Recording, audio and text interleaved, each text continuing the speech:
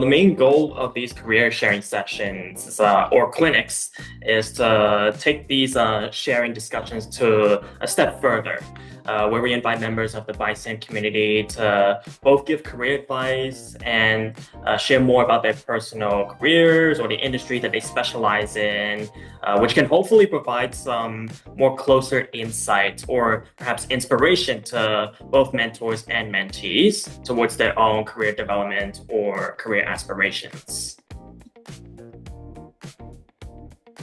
Now, just to get the ball rolling first, so when you first hear the word AI, what do you think of? Which this career sharing session today is going to be all about focusing on AI technology, AI in the industry. But yeah, just the word itself can sound very broad, right? I mean, like, not only has AI evolved into, be applicable in so many capacities within just these few short years, but obviously everyone has their own kind of definitions and assumptions when it comes to AI. So just to quickly break the ice, to get the conversation going with everyone here before today's career sharing, just want to ask you guys really quickly. So what do you normally associate AI with when that word first comes to mind? Would anybody like to kick us off or be caring to share their thoughts or answers with us? Yeah. You guys can just unmute yourself and speak it out loud, or you guys can also type in the chat.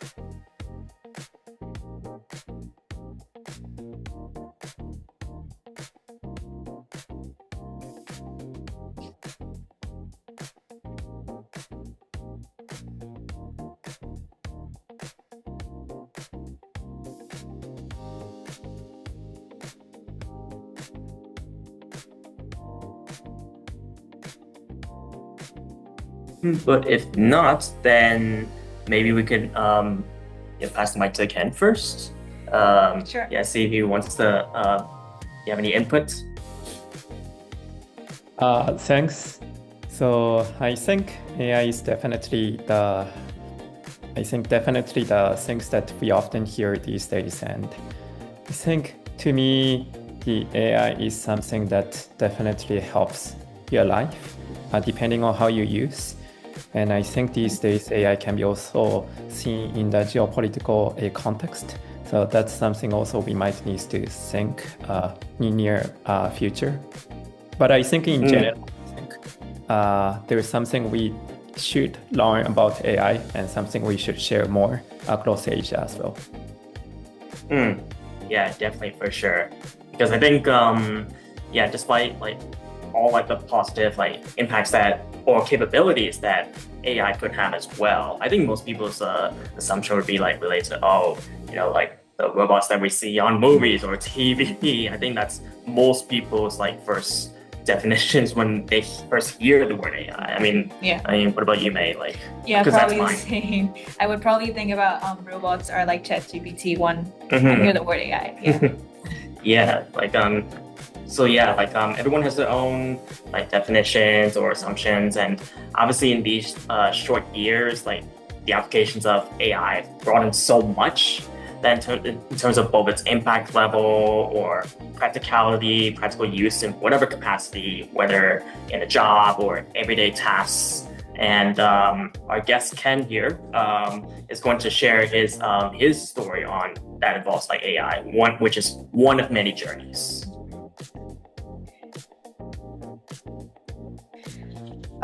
So before we actually get into the presentation, shall we take a picture together? So can everyone please send your camera on, look at the screen, and have a big smile? Stop sharing.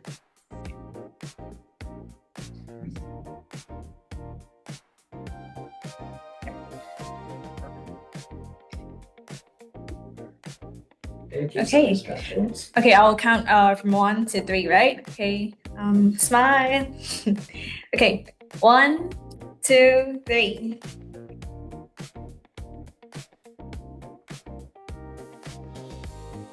I think someone just joined. So should we? Yeah, so you can turn on your camera so we can see your smiley face, and then we can take a group photo together. All right. Yeah, for those who just entered. Okay, 1, 2, 3 again.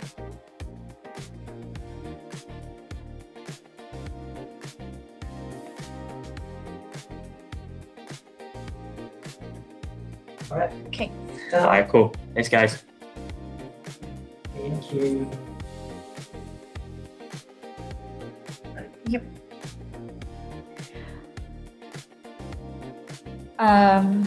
Since we have done with the picture taken, let's actually go into the Ken's sharing right now. So let me properly introduce our guest today, Ken, who is a Xian alumnus and a founder of Waseda AI Lab in 2019. And he was also selected as one of the Davos 50 of the World Economic Forum in 2025. And he is now working as a public-private partnership, finance, and digital transformation expert in Indonesia. So yeah, without further ado, let's hear his sharing and insight about AI and how we can apply it better to serve society and people. So Ken, if you're ready, the stage is yours. You can share your slides, and everyone please give a warm virtual applause as we welcome him for the next 20 minutes. Thank you. So let me share my screen now.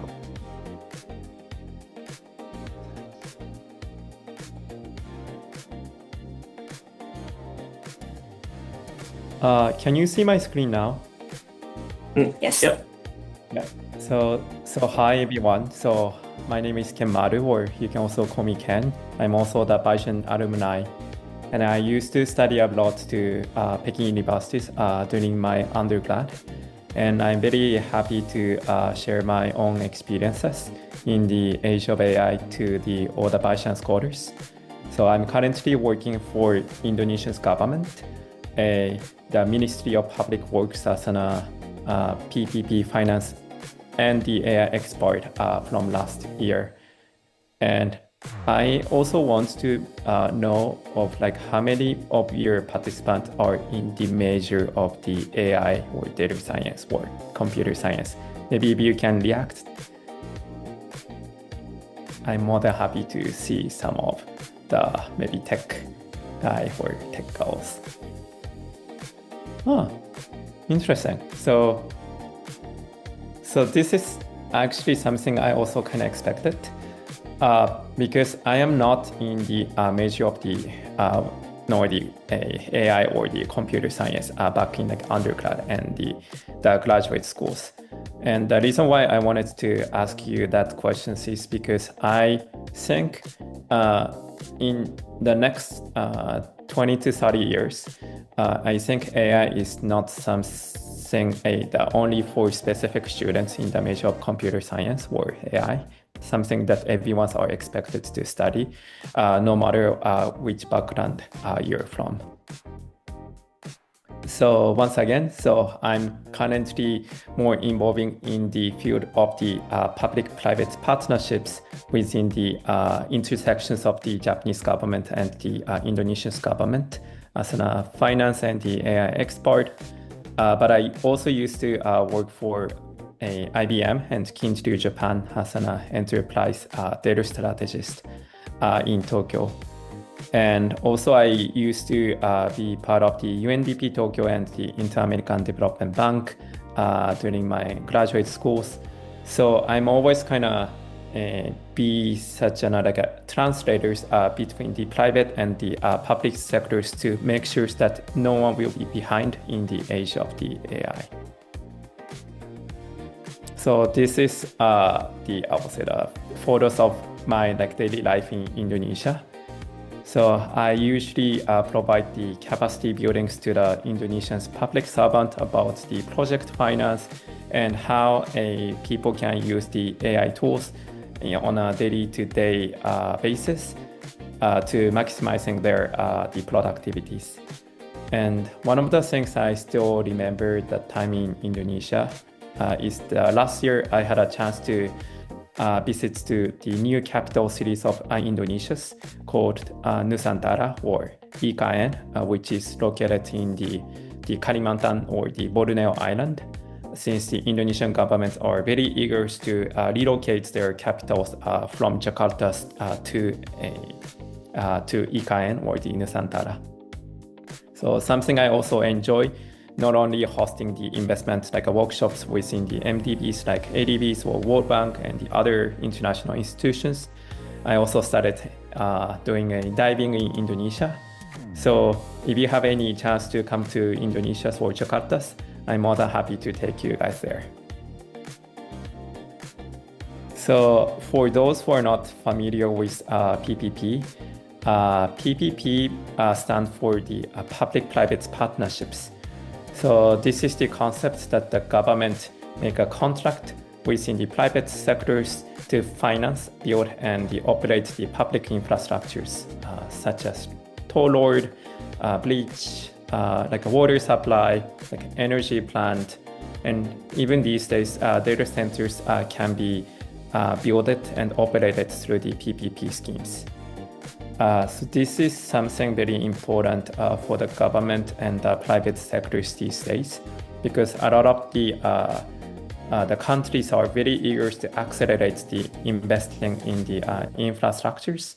However, because of the lack of their national budget, so some countries like Indonesia, they're trying to finance the infrastructure project while bringing more capitals from outside of Indonesia. And it doesn't sound like there's no AI is involving in my work, but there's actually many things that people can learn or use the AI tools. For example, there's a few projects that I have been working with Indonesian government in the field of the forecasting the revenue incomes from the infrastructure project. So during the process of the procurement, for example, the toll road project, it is very important to understand the population's forecast, the revenues and the costs that come from the infrastructure project. And we somehow need to find the how we can allocate all these risks to the government, but also to the private sectors. So you can kind of simulate the multiple scenarios of how we can share that risks. And so there's a part that you can definitely use AI tools to come up with all the scenarios and understand the risks. And we still need to rely on the human beings' final decisions. But there's still a lot of the space, the gaps where the public servant can use the AI into their day-to-day the work. And so since I also used to work in the IBM Japan, especially helping out the Japanese automobiles companies to building their mobility services, and also working with few local Japanese government in some like a smart city project. I found out that there are mainly three layers in the infrastructures these days, including a physical infrastructures, digital infrastructures, and the strategic or the critical infrastructures, the layers that I'm more interested in these days. So the physical infrastructures is the project that I'm currently more involved in, which is like a toll road, bleach, water supply, the basic infrastructures that everyone's here are like using almost like everyday life. However, because of the digital services that we also use on a daily basis, the digital infrastructures is something the World Bank, the ADB, JICA, and the other international organizations, and even the private sectors are eager to invest even more. As I assume that everyone's here using at least one or two applications like everyday life, and all these services require the digital infrastructures, and all these digital infrastructures usually relying on the layer one, the physical infrastructures. As you can easily imagine that for example, data centers require the tons of energies and the water to operate their facilities like 24 hours, 365 days. And however, there's another trend that I have been seeing in Indonesia or the other countries, which is layer 3, the strategic infrastructures, such as the semiconductors, the AI data centers, quantum computing, even the satellite network. So the countries emerging like a market like Indonesia, So they are approaching to solve this infrastructure gap in a very unique way. One of the interesting projects is the Satria 1. So the Indonesian government, they collaborate with the SpaceX to operate their own satellite systems to make sure they can provide the network services to the entire Indonesian populations. Since more than 22% of the Indonesian people still don't have an access to the internet. And rather than just building the existing like a network infrastructure from scratch, so Indonesia thought that maybe they can use the satellite as another resources to provide the network services to the entire populations. So I think all these three layers are interconnected even more in next like 10 years or 20 years. And I also see a lot of the gap, those who understand the multiple layers like simultaneously.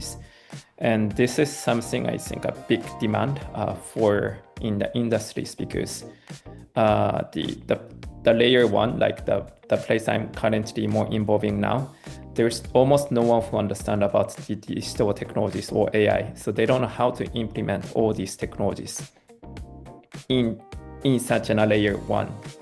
But also the some of who only works in the layer two, they suffer from how to continuously providing the energy sources to all these digital infrastructures. So I hope maybe one of you guys here are being able to kind of go beyond the layers and understand the multiple industries as well. So my career especially in the field of the AI wasn't like not something I planned, to be honest, because when I was born, it was obviously there was no one who was talking about AI. There wasn't even the word of AI my age, and because I still remember that time I just enjoying my like a video game like a Nintendo within my brother. As you can see on the like left hand corner, so this is like a me at the age of like 5, kind of waiting for my brother to finishing like playing like a video game using his computer. So even the computer was not something for everyone, like when I was like still very young, but I still had like eager to understand about how all these tech and digital industries can change the entire the societies. But I'm very thanks to the opportunities of joining in the Xian summer program during my undergrad, I think in 2016 or 17. So I participated in one of the summer program held in Waseda, and had exposures to understand about how Asia is the full of like diversity. Because even the Japanese people who grew up in Japan, they still see the Asia from the very narrow point of view, including myself. So the Xian summer program or the Xian communities is definitely the way you can kind of gain your international experiences. And that's even encouraged me to study abroad to China, which was not my plan, to be honest. However, after like living in Beijing for a few years, I also had a really good like a positive culture shock that I was enjoying, for example, buying all my stuff in the convenience store where there's no stuff. So the only things that I have to bring when I buy something at the convenience stores in my campus was my fingerprint, because it was already the convenience store, they already recognized my like a fingerprint as an like digital payment in 2017, like 18. The time that Japan was still discussing whether that people should use the digital payment or more.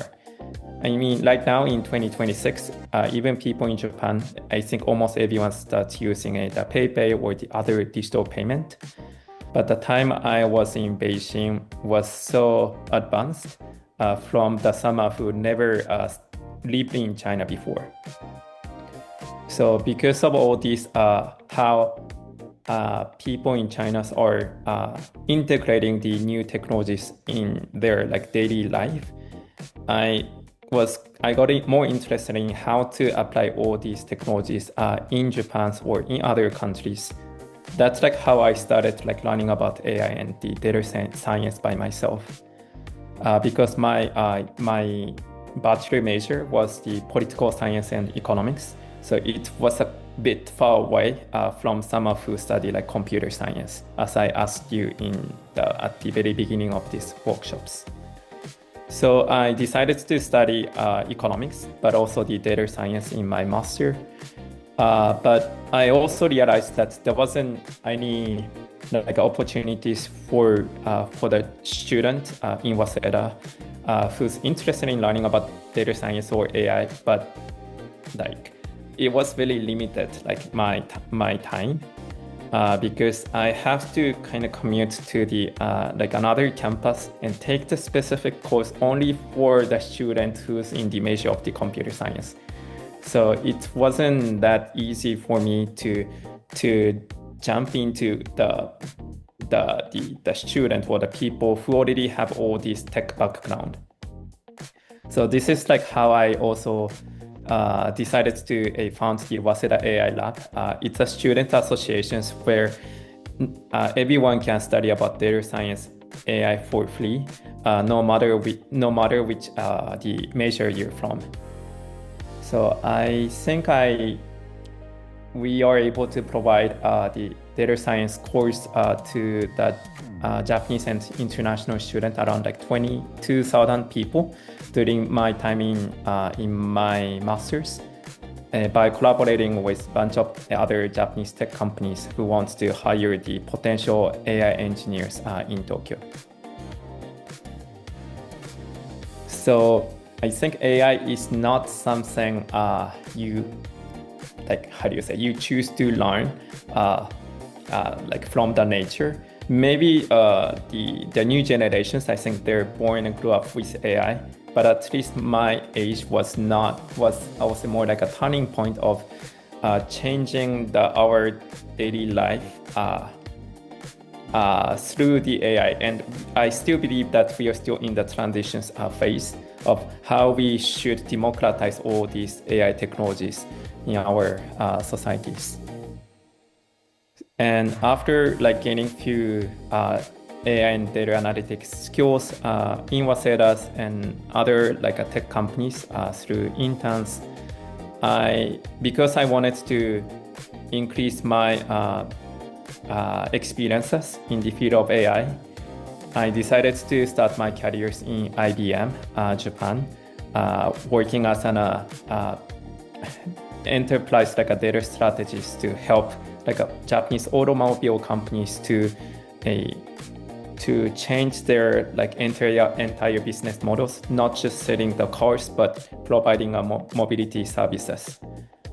And this working in IBM and also the working in the Kintrio Japan, which is the spin out it's a company that's spin out from IBM. And it was really nice, at least to me, because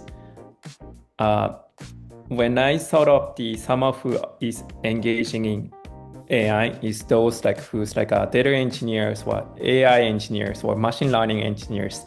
I think these jobs are something you might find, I don't know, through social media. Yes, these jobs are still the high demand, a skilled job market.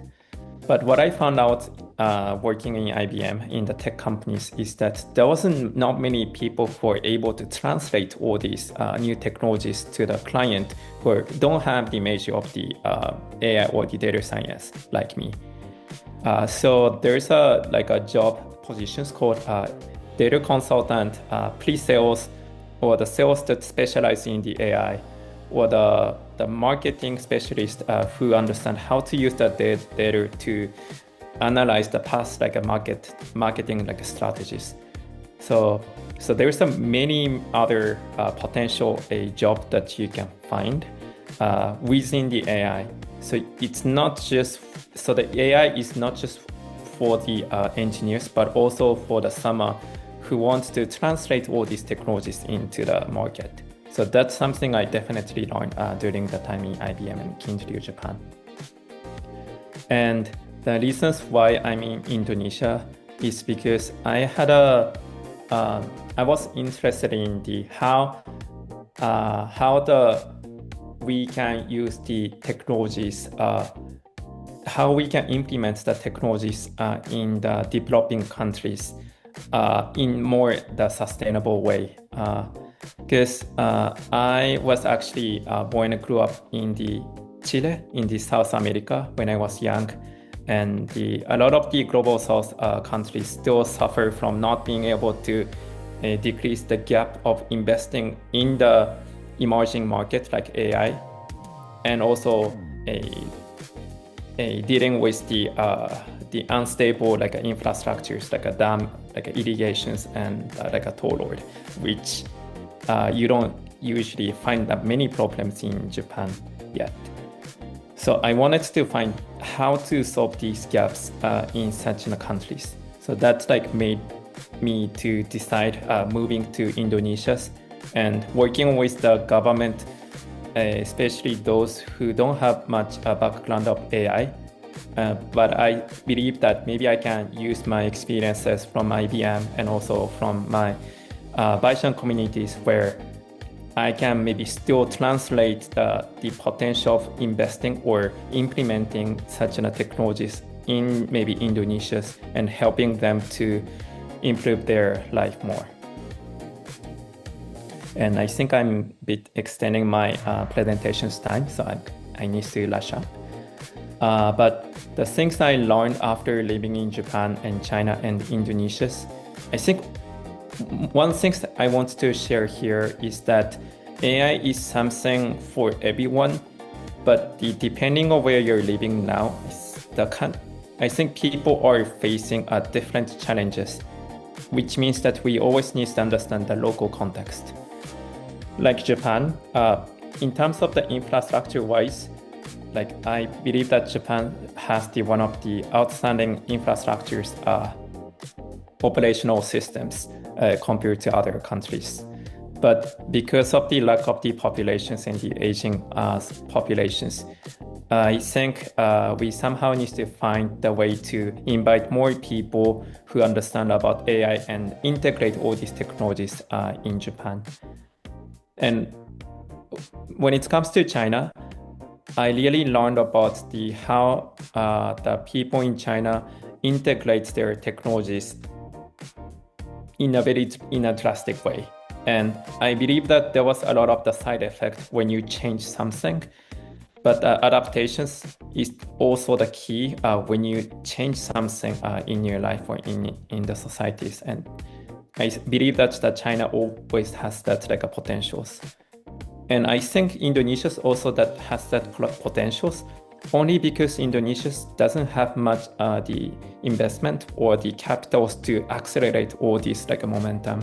So that's why I wanted to find a way to bring more capitals in the countries like Indonesia and helping them out how to use all these technologies, like what maybe people in Japan or China and the other countries like using almost day-to-day life. And for those, I think all the participants here are interested in the AI industries. What I learned about AI, or somehow everyone who's living in the age of AI, I believe that there are three main skills that everyone needs to study, no matter which majors you're from, which are the data science skills, business skills, and the engineering skills. These are I will say, the mandatory skills for everyone, no matter if you're interested in or not. This is something like we are using the social media or internet, like we don't even require the degree to know how to use the internet. So the AI will be the something more accessible, affordable to everyone. But we still need to understand the core fundamental of how AI works. This is kind of reasons why there's some segregations of those who support the implementations of AI and then those who don't. And I hope like everyone here are interested, are more positive about changing something for good using AI. And maybe after this workshop, I'm also happy to hear some of the opinions from the participants as well. And one more slide, especially for the Bayesian scholars. I'm still in the middle of my career, but a few things I learned from my past experiences was that I should act fast and fail fast more. I'm not only talking to myself, but also to everyone here. I cannot predict how the AI can be used or how people think of the AI. We are the one who needs to discuss of what's the best way to help everyone to improve their life using AI. Maybe we might need to control the use of the AI to some extent in the futures. But as long as we don't use or we try something, we cannot get any outcome from that. And for the second things, I also want to share with the co-create and co-innovate. Unfortunately, I think what I have been seeing on the news these days might be something a bit different from what I'm expecting. But I still believe that the co-creations is very important when it comes to innovations.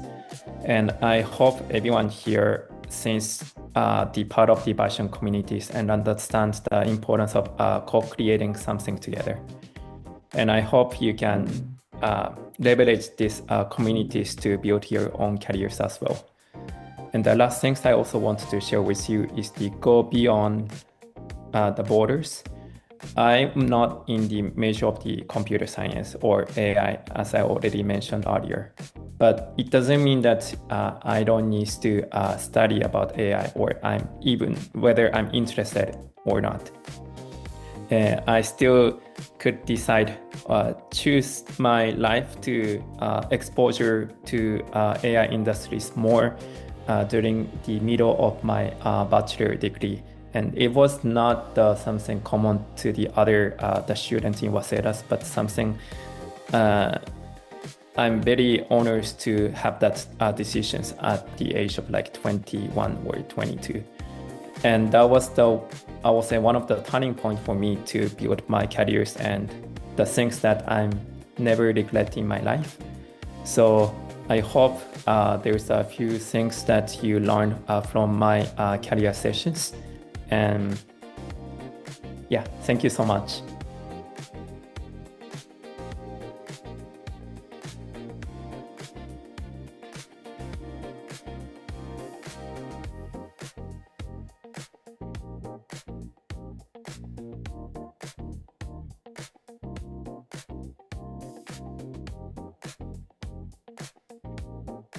Thank you so much, Ken. That was fantastic. And it is really inspiring to hear about your journey and letting us know like the skills that we need to know when it comes to AI, right?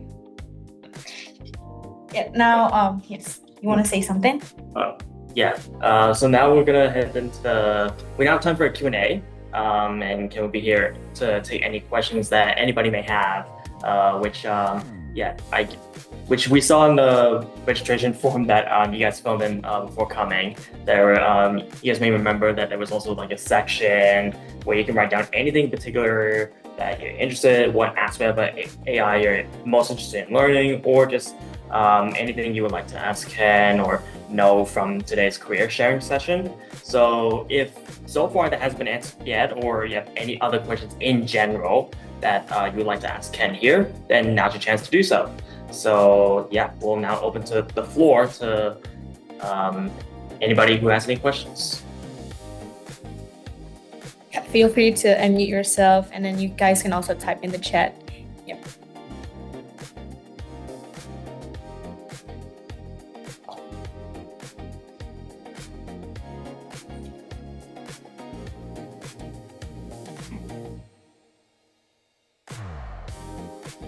Hello, thank you for sharing. Could you hear me? Yep. Yeah. Thank you for sharing your insights. And I'm a finance student currently in Waseda University, also in Waseda University, and studying in Tsinghua University. And I'm looking for a career for finance. And recently, I decided that I wanted my story to have more credibility. I wanted to be able to conduct more quantitative credibility, and I recently started studying data science on a course at IBM data science data science professional. I know that. So, and it's a Python, SQL, and about machine learning, but I'm not sure. I'm unsure if how much it could help in my career of finance. Is there anything other things that I should do in searching for my career path? Thank you, Tomomi, for asking that question. So I also used to take few online courses, including the IBM data science courses and other courses from Coursera, EDX, and because these days there's many good free online courses where you can learn about Pythons and the other programming skills. I think this is the really good way to understand of the how what do you mean by the data science. And one thing I also maybe recommend you is that maybe you can also take some cloud computing courses. So no, for those who are not in major of the or data science, so the AI require the computing resources. In this case, would be cloud computing. When I say cloud computing, which is the hyperscalers like a Microsoft, AWS, Google's, and there's quite a few other options where you can learn about the how the tech companies providing such cloud computing services. They usually provide the free online courses as well, so you can take some these certifications, because this is probably even more important than analyzing the data. You might need both skills, but there is one day that you also need to learn about engineering skills. So maybe you can start taking some courses from all these tech companies. Is there a specific course that you would recommend, if it's okay to share the exact name? So you can maybe you can try to take any course that helping a student to become a solution architect. So these AWS, Microsoft, or the Googles, they usually provide the users to become a solution architect. So you can maybe search solution architect and maybe AWS. That's maybe a good way for you to understand how the data can be operated in the cloud computing systems and how all these big data are also managed. Thank you.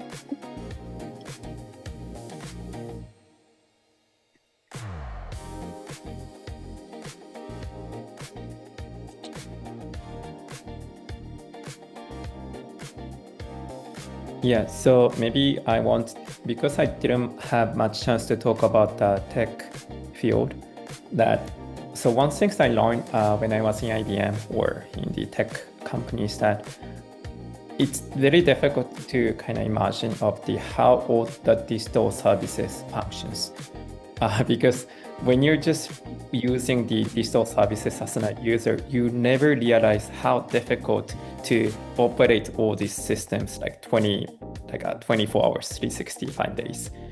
And this is something a big field when it comes to AI or the IT sectors. Because when you build the systems, it's only one time. But when you operate something, it goes forever. And most of the tech companies always figuring out how to operate all these complicated systems to the all the way from the local to the enterprise level a client.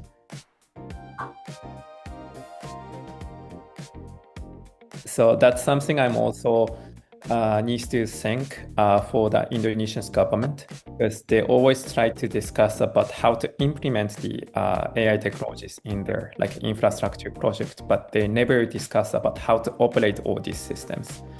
So that's something I have been discussing with the government here to make sure that they can like use all these digital resources like in the long term.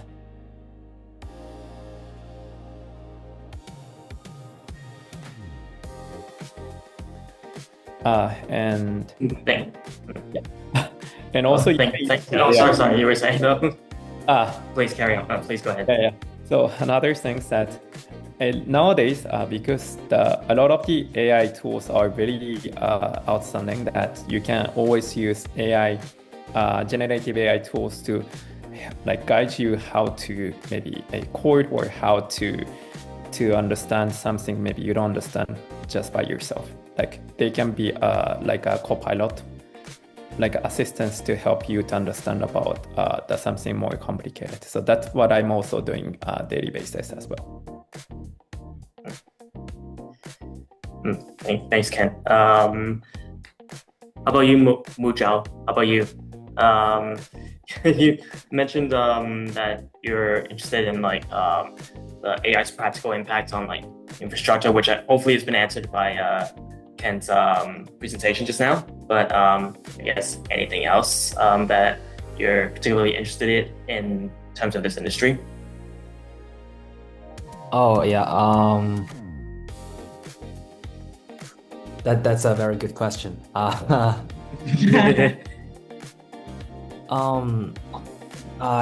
to be honest, I mean, I only, so when it comes to AI, I only think of like large language models.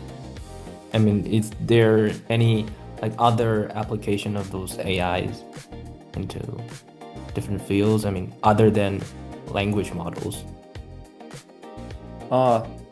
There's like so for example, so the image recognition or video recognition is something something that the engineers, researchers often discuss in the past, only because nowadays LLMs is the kind of hot topics to everyone.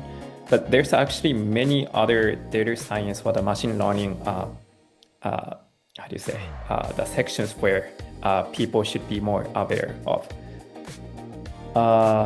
Like reinforcement, like a robotics sectors is something coming in next like 5 to 10 years, because a lot of companies they want to find a way to implement the LLMs in the robotics, because robotics, when you move the robotics like arms and the legs, you need another like training models to move the robot more efficiently. So you need another like models to help the robot to move in a like a certain way. I think none of the I know only a few companies are successfully improving the robotics movement, but that's something maybe you can also kind of look at more.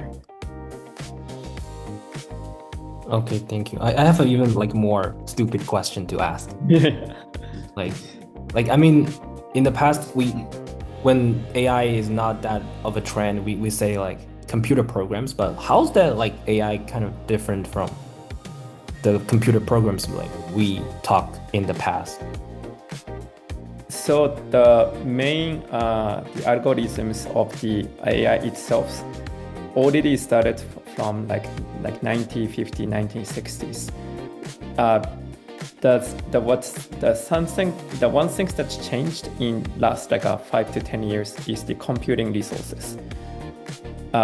So there's a few engineers or the researchers like from Google and like IBM. They realized that if you're able to increase the computing resources, you can actually solve some of the challenge that they already have in the past, like improving the algorithms, because there's many different ways to help building your AI models. A lot of the researchers, they try to solve the problem, improving the algorithms, but a lot of the people realize that they can still solve a lot of the problems by improving the computing resources. But there's another trend, as you know, that some of the Chinese tech companies, they also found out they can also reduce some of the computing resources, but still maintaining the same level of the AI models like the other the foreign companies they have. Yeah, okay, thank you. So this is why a lot of countries are interested in the layer 3, the strategic infrastructures like AI data centers. So what they're doing is very traditional, but in order to build the AI data centers, you need a large amount of the investment. So unfortunately, the AI data centers is something becoming more like a money game. Like it's like country to G2G kind of project rather than the private sectors driven the project. So I hope like I can kind of bring in the gap between the private and the public sectors.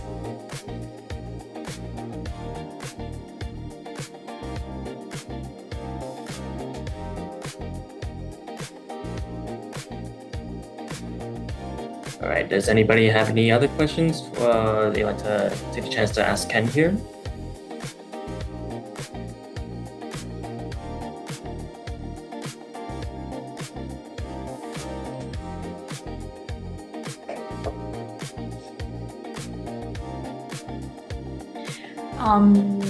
If there is no more questions, then we would like to thank you again to Ken for sharing such valuable insight tonight. And I hope everyone learned something new about AI.